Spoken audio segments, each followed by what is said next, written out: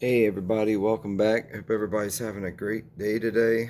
Today's Friday, so hope everybody has a blessed end of their week and has a great weekend. Okay, guys, so I got another got a little story for you, another little ratchet pickup for you. So we got a snap-on quarter-inch drive, and this is the long handle version. This handle is approximately about 9 inches long. It's their long handle ratchet. This is a dual 80 ratchet. So I was looking around. Sometimes I'll look at Snap-on ratchets to see if there's any good deals on there. And usually I'll just put hearts next to the ones I like. So and then the people usually send you an offer at a couple dollars off and send it to you. So this ratchet here, it was they wanted $70 for it. It was $69.99 plus the shipping. So they sent me an offer of $60. So I sent them back an offer of $45.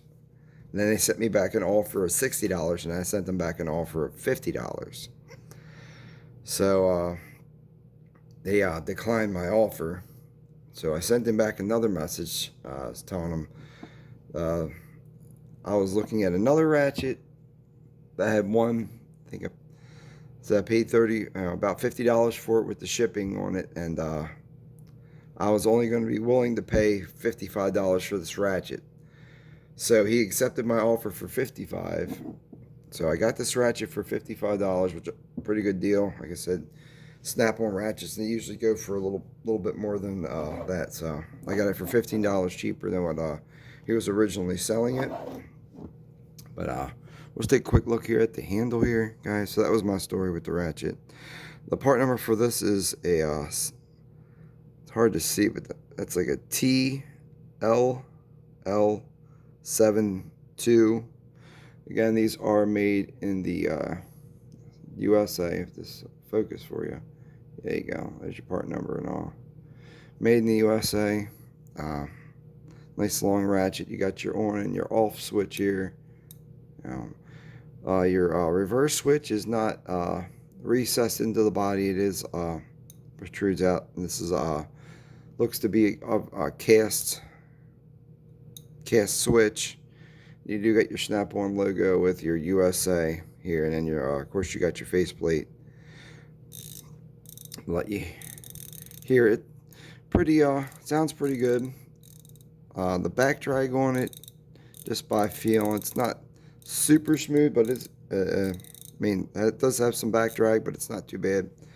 Now these to get the head off, you're gonna need a T8 Torx bit. So that's what I got here. We're just going to go ahead and I'll show you guys the internals of it as well. Now this is a used ratchet. This ratchet did not come brand new.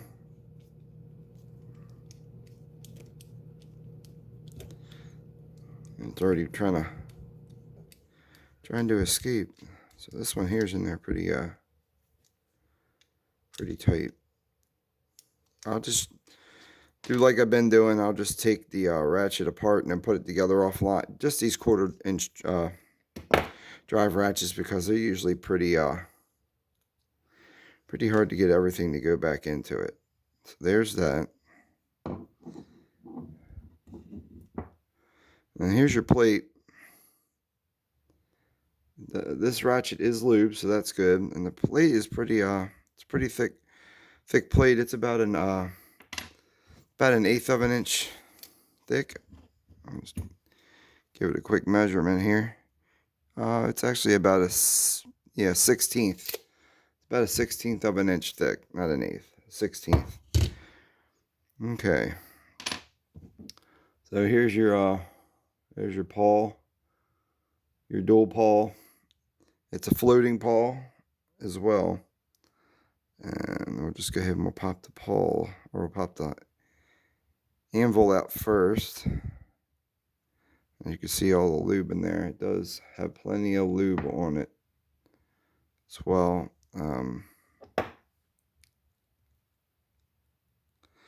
Then there is an O-ring on here. I don't know if you guys can see that or not. But it does, right here, it does have an O-ring on it right here. So there's your O-ring. So the anvil is sealed. I'm going to set that inside the plate. And then here is your pawls. And it has that design that Stamboard has with the two separate pawls there hooked together with the spring there. And it does have to go back together a certain way. The little notches go towards the back of it because there's little notches on that pawl sit inside this. There's a machine lip inside this switch right there. They have to sit inside that switch. And here is the bottom of your paw. There's this piece here, and this has got this has a spring on it. I don't know why, but you saw when I was unscrewing the plate that it was pushing the plate off. So I'm not sure what that spring actually does. Maybe that holds pressure inside this, and then you do have a little ball detent ball that's down inside here, and that's what keeps that plate off of that and helps it when you're switching it back and forth. Now to get this pawl or get this switch off, you're going to have to pop it on the inside. Let me see if we can get this whole thing apart. That switch should just go right inside like that. So there's your plate, or your reverse switch, and that, as you can see, that has an O-ring on it as well. And there's a pretty good amount of machine work that's going in, or some this cast, so it's got a lot of little grooves and everything that it has in it too, so that's pretty decent. But this ratchet, like I said, it's really nice. It's pretty smooth, and it came lubricated. So I'm just gonna go ahead. We're gonna try and put this thing back together for you guys.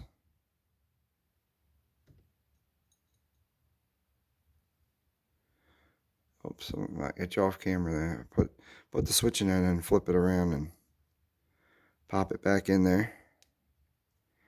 Try and get her to go back in there. The switch isn't all the way in. Remember I said it's got that O-ring in there, so push that down in there. Make sure that you get that O-ring seated all the way down in there. We can drop our ball back in the bottom, like so. And then we'll put our bottom part of our pawl back in, and make sure we have it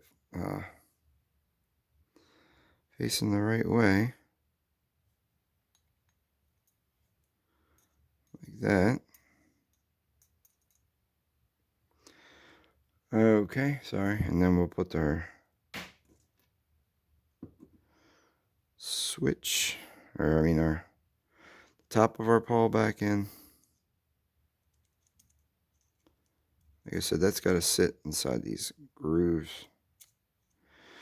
Grooves right here, and that could be a pain in the butt.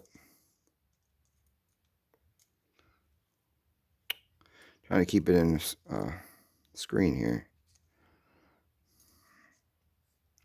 But that's why I said I may I'll show you guys how to take it apart and then put it back together offline, because these little pawls, you gotta get it in that groove down in that inside there.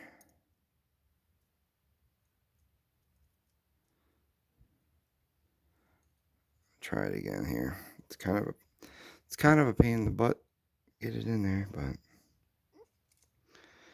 don't know if you. Maybe I can squeeze it in behind the anvil. I doubt it though.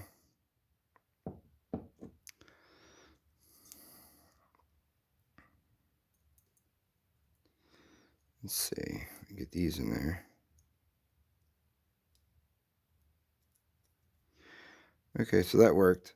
So what I did there was I set the pawl in there, and I rocked the switch to the one side and pushed the pawl down. Then I rocked the switch back the other way and popped the other side in. So that worked pretty good.